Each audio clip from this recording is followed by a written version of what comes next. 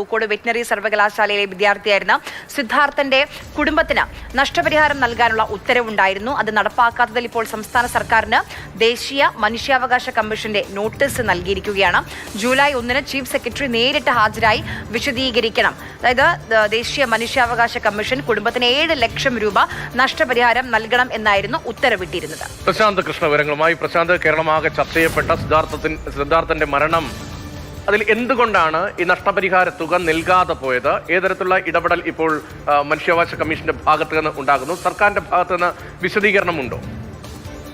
ഒരു മാസം 2024 ഒക്ടോബർ 1 സിദ്ധാർത്ഥിന്റെ കുടുംബത്തിന് 7 ലക്ഷം രൂപ നഷ്ടപരിഹാരം അനുവദിച്ചുകൊണ്ട് ഉള്ള ദേശീയ മനുഷ്യാവകാശ കമ്മീഷന്റെ ഉത്തരവ് വരുന്നത്. അപ്പോൾ ഈ ഉത്തരവ് വന്നതിന് ശേഷം പിന്നീട് ഇതിന്റെ സർക്കാർ നടപ്പാക്കാത്തതുകൊണ്ട് തന്നെ ഇതിന്റെ പരീക്ഷ അടക്കം നൽകണമെന്നടക്കമുള്ള ഉത്തരവുകൾ വന്നിരുന്നു. എന്നിട്ടും സംസ്ഥാന സർക്കാരിന്റെ ഭാഗത്തു നിന്ന് നടപടി ഉണ്ടായില്ല. BJP നേതാവ് സന്ദീപ് വാചസ്പതിയാണ് ഈ പരാതി ദേശീയ മനുഷ്യാവകാശ കമ്മീഷന് മുൻപാകെ നൽകുകയും ചെയ്തത്.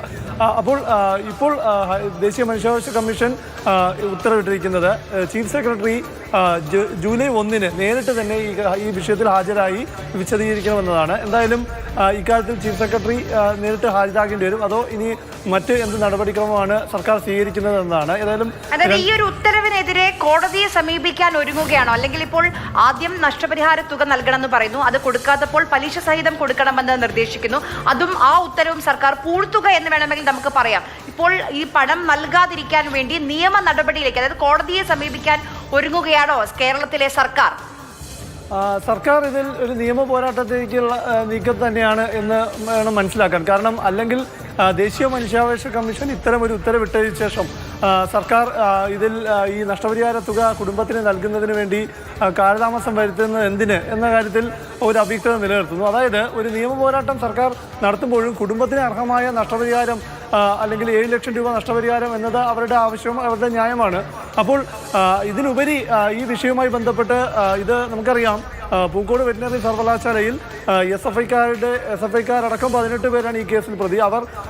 അവരുടെ ക്രൂരമായ റാഗിംഗ് പീഡനത്തിന് തുടർന്നാണ് സിദ്ധാർത്ഥൻ ആത്മഹത്യ ചെയ്യുന്നത്. അപ്പോൾ ഇതിൽ ഒരു വശത്ത് നിയമപരമായ നടപടികൾ നടന്നുകൊണ്ടിരിക്കുന്നു. ചാൻസലർ എന്ന നിലയിൽ ഗവർണർ ഇടപെടൽ ഇക്കാര്യത്തിൽ അന്നുണ്ടായിരുന്നു. അപ്പോൾ ദേശീയ മനുഷ്യാവകാശ കമ്മീഷൻ ഈ കുടുംബത്തിന് ആ കുടുംബത്തിനുണ്ടായ നികത്താനാകാത്ത നഷ്ടത്തിന് ഒരു ആശ്വാസമായി 7 ലക്ഷം രൂപ നൽകണമെന്ന് സർക്കാരിനോട് പറയുമ്പോൾ സർക്കാർ അത് അനുവദിച്ച് നൽകാതെ അതിൻ്റെ പിന്നാലെ അത് പൂഴ്ത്തിവെക്കുന്നു, അല്ലെങ്കിൽ ഒരു മാസമായും അത് വൈകിക്കുന്നു എന്നത് സർക്കാരിന് ഇത് നടപ്പാക്കാൻ ആഗ്രഹമില്ല എന്ന് തന്നെ നമ്മൾ വിലയിരുത്തേണ്ടി വരും.